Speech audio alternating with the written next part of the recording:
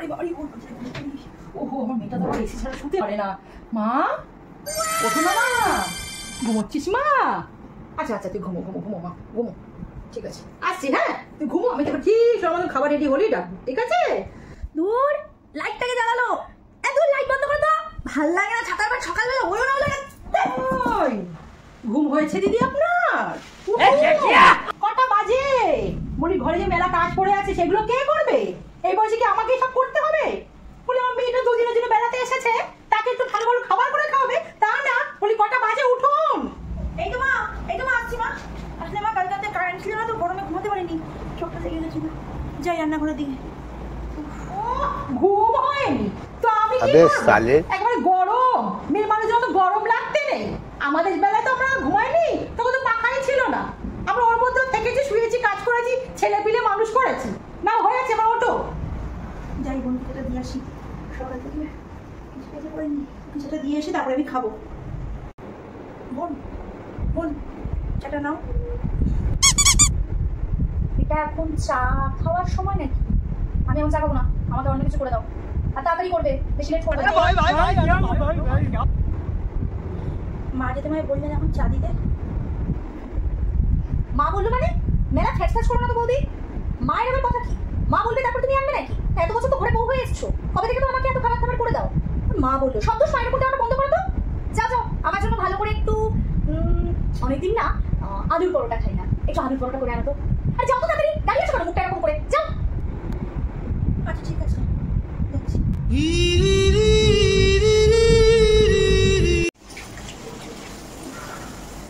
যাই বলো, খাবারগুলো কিন্তু আজকে দারুণ রান্না হয়েছে, কি বলো মা? হ্যাঁ তাজা আজা বলেছিস, রান্নাটা বরাবর ভালোই করে, ওই জন্যই তো এরকম জমিয়ে রেখেছি, এরকম না রাখলে হবে না, বুঝেছিস তো? ও খাওয়া দাওয়া হয়ে গেছে, চলো শুই। হ্যাঁ চ চ চ চ মা চ।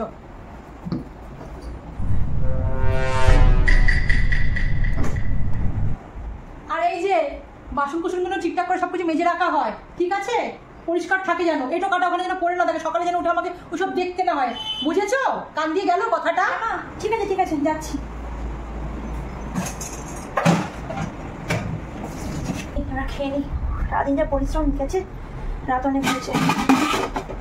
ও মা খাবারটা নেই, তরকারি দিয়ে মুড়ি খেয়ে নি। ও মা সব শেষ।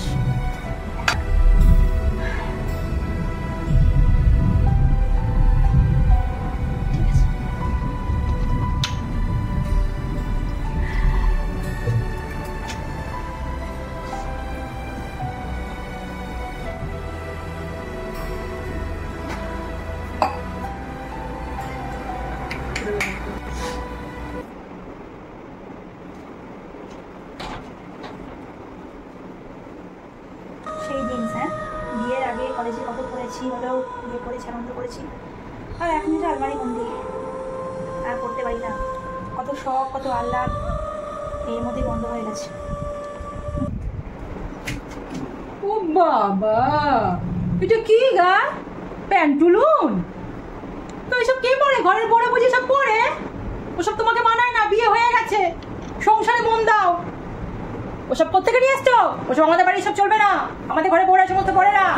এই তো মা, না না আমি পড়ছিলাম না, মানে এই শাড়ি বার করতে গিয়ে না হাতে এসে গেছিল। এই তো মা যাচ্ছি, রেখে দিচ্ছি। ও মা দেখো, এটা তোমার জামাই আমাকে কিনে দিয়েছে, কেমন লাগছে একটু বলো তো? কি ভালো লাগছে রে আমার মেয়েটাকে, কি ভালো লাগছে। আমার 7,000 ধন মানিক, আমার জামাইটা কি ভালো, আমার মেয়েটাকে কি ভালো রেখেছে, কি সুন্দর দেখাচ্ছে। তুই এগুলোই পড়বা, তুই এগুলোই পড়বি। হ্যাঁ ভারী সুন্দর লাগছে তোকে দেখতে। ঠিক আছে দেখি তোর হাতগুলো এরকম কেন দেখাচ্ছে রে? তুই কি তোর শ্বশুরবাড়িতে বাসন টাসন মাজিস?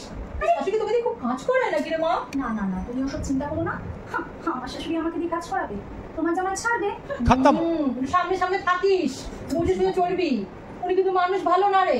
তুমি চিন্তা করো না মা, তোমার জামাই তো আমার পুরো হাতের মতো, আমি যা বলি ও তাই শুনি। চিন্তা করো তো।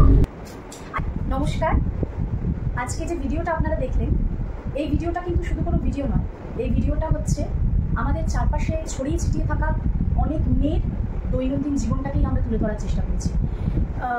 অভিনয়টা আমি করেছি বহুবার আর কি, কিন্তু অনেক মেয়ে তার নিজের ইচ্ছা আশা আকাঙ্ক্ষা নিয়ে শ্বশুরবাড়িতে আসে, কিন্তু তার সাথে প্রতিনিয়ত এরকম হতেই থাকে।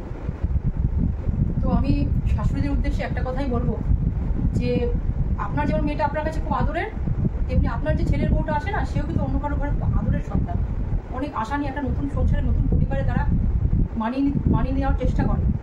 তো আপনাদেরও বলবো যে আপনারাও ছেলের বউ আর মেয়ের মধ্যে কোনো ভেদাভেদ করবেন না, মেয়ের মতন ভালোবাসবেন, এতে নিশ্চয়ই ছেলের বউকে আপনি ঠিক আস্তে আস্তে মা হয়ে উঠবেন।